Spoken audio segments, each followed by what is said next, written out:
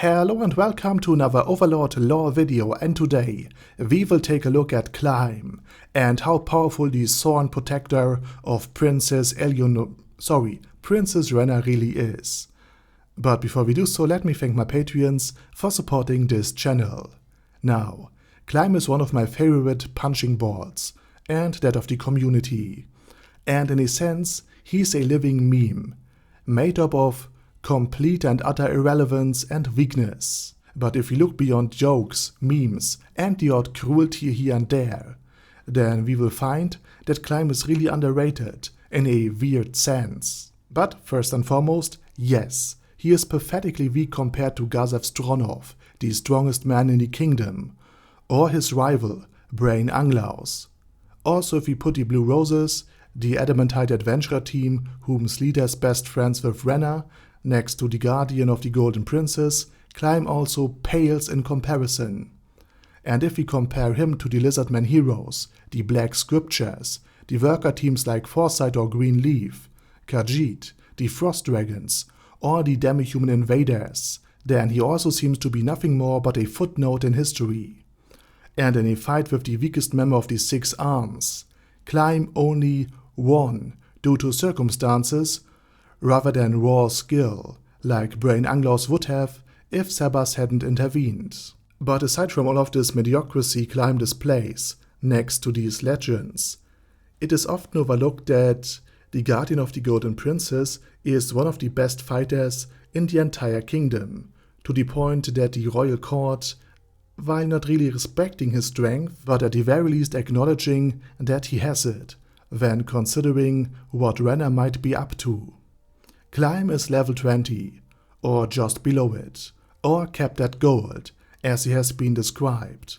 But mind you, most soldiers are only level 2 or 3, and even strong veteran soldiers just made it to level 7 or 8, with even the Imperial Knights of Baharut falling behind Climb, since they are by comparison just level 15, and also because they didn't have access to all of the equipment and the skills he has. Which brings us to his abilities and his classes, because he has just invested in Fighter and Guardian, with no extra classes like Cook or Farmer, like most other common soldiers would have. So he is truly a pure fighting build. And Climb has the ability to strengthen his perception, and this ability is made even more effective with his Helmet of Night Vision, and his belts of Detect Hidden Doors, Open Lock, or Remove Traps. Additionally, he has the ability of Evasion and Greater Evasion, which, you might have guessed it, boosts his evasion. Climb furthermore has the Fortress ability, which enables him to deflect hits that normally would have knocked him back and disarmed him without even flinching. Clementine had been even able to deflect one of Mormont's blows with an advanced version of this, despite using essentially toothpicks and despite being mid-air. And since Climb is a white knight in shining armor, he also has quite a bit of protection. His armor is not being made of adamantite, but it consists of orichalcum and mithril, and it had been built from the remnants of materials the Blue Roses used to forge some of their own equipment and weapons, and therefore it offers quite a bit of protection. And we can also reasonably assume that Climb's sword is also made of high tier material. And speaking of swords, let's take a look at his offensive capabilities. With Slash, Climb can enhance the effectiveness of his cutting attacks. And Gargaran, during a so-called backyard training, also taught him the ability of high vertical strike, though I'm sure that she had been disappointed that Climb didn't understood what she meant by offering backyard training. Climb is, thanks to Sebastian's training, also able to remove all limiters placed by the brain on his body in order to prevent harm, so Climb can essentially do what Rock Lee is capable of, at least to an extent. And finally, Ability Boost allows Climb to temporarily enhance his stats, just like the Wild Magic Ring that will boost his level as a warrior by 5.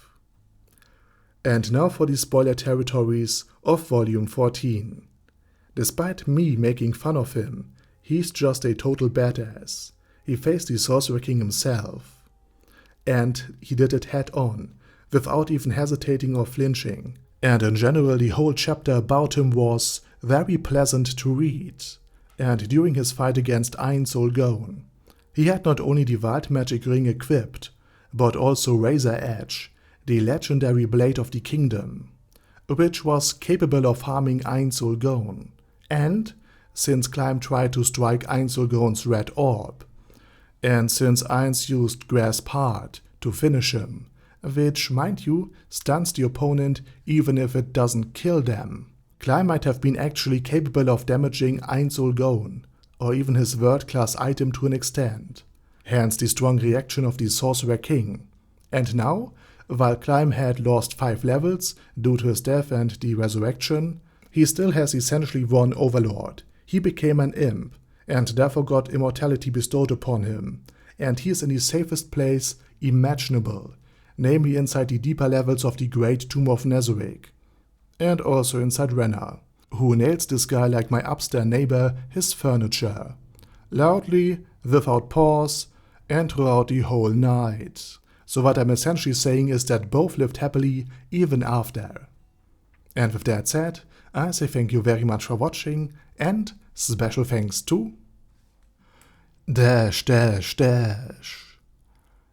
Guy Yi, Ben C, Chrissy, Sia, Death is Mercy, Dystopia the Second, Feral Shivan, Guy with That Head, Hector Marino, Hoss, Huster, Jacob G, Jana B, Jason, Kratos, Chromius, Legendarius, Lelouch V. Britannia with a mustache, Lexus Fox, Lord Nishikian Rai, Lord Touch Me, Mr. Shoes, Michael R, Michael Y, O'Kill, Paddy Pantum, Primus 11, Shadow Lightning Wolf,